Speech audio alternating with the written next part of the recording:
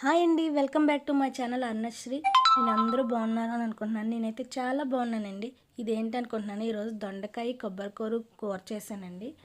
మార్నింగే చేద్దాం అనుకున్నాను, కానీ లంచ్ బాక్స్కి లేట్ అయిపోతుందనేసి తర్వాత చేశానండి. ఫస్ట్ అయితే నేను దొండకాయలు తీసుకున్నాను, శుభ్రంగా కడిగేసి ముక్కలు కోసి పక్కన పెట్టుకున్నాను. తర్వాత కొబ్బరికాయ కూడా తీసుకొని దాన్ని కూరేసి పక్కన పెట్టుకున్నానండి. పేస్ట్ అండి, ఉల్లిపాయలు పేస్ట్, మసాలా ముద్ద చేసి పక్కన పెట్టుకున్నాను. స్టవ్ ఆన్ చేసుకున్నానండి. ఇప్పుడు స్టవ్ ఆన్ చేసుకుని అందులో 3 టేబుల్ స్పూన్ ఆయిల్ వేసుకున్నాను. దొండకాయ కూర కొంచెం ఆయిల్ ఎక్కువ పడుతుందండి. తర్వాత నేను కోసుకున్న దొండకాయ ముక్కలు ఇందులో వేసుకున్నానండి. ఇవి వేగడానికి టైం పడుతుందండి ఎక్కువ, అందుకనే మార్నింగే లంచ్ బాక్స్ చేయడానికి నాకు అవ్వదండి. ఎక్కువసేపు కొయ్యడానికి ఎక్కువ టైం పడుతుంది, వేగడానికి ఎక్కువ టైం పడుతుందండి. ఇవి ఇంకా వేగాలండి. ఇంకా బాగా ఎర్రగా వచ్చారు, ఇంకా పచ్చిగా ఉన్నాయండి, ఇంకా బాగా వేగాలి.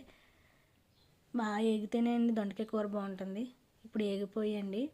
ఇప్పుడు ఇందులో మనం చేసుకున్న ఉల్లిపాయలు, 2 ఉల్లిపాయలు, అల్లం వెల్లుల్లి పేస్ట్ అవన్నీ కలిపి వేసుకున్నాను. పేస్ట్ చేసుకున్నాను, చిన్న అల్లం ముక్క, వెల్లుల్లిపాయలు అవి వేసుకొని ఆ పేస్ట్ ఇందులో వేసుకొని కలుపుకుంటున్నానండి.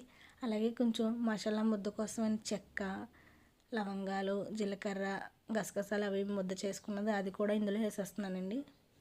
2 వేసి బాగా మిక్స్ చేసుకున్నాను.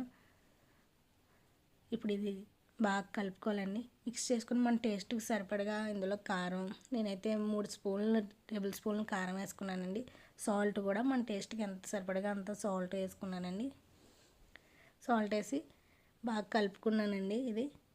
ఇది కొంచెంసేపు ఒక 2 మినిట్స్ మూత పెట్టి ఉడకనిద్దామండి.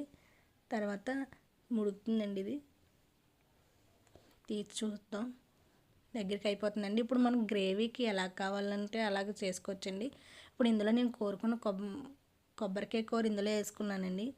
వేసుకొని బాగా ఈ దొండకాయ ముక్కలకి పట్టేలా బాగా కలుపుకున్నాను. బాగా మిక్స్ చేసుకున్న తర్వాత అప్పుడు ఇందులో మన గ్రేవీకి సరిపడంతగా వాటర్ వేసుకున్నానండి. 1 గ్లాస్ వాటర్ వేసుకున్నాను నేను. మనకి ఎంత క్వాంటిటీలో గ్రేవీ కావాలంటే అలాగా. దొండకాయ కూర ఫాస్ట్ కావాలంటే ఎక్కువ ఆయిల్ వేసి కూడా డీప్ ఫ్రై చేసి దొండకాయలు తీసుకొని అలా కూడా కూర వండుకోవచ్చండి. అలా కూడా బాగుంటుంది.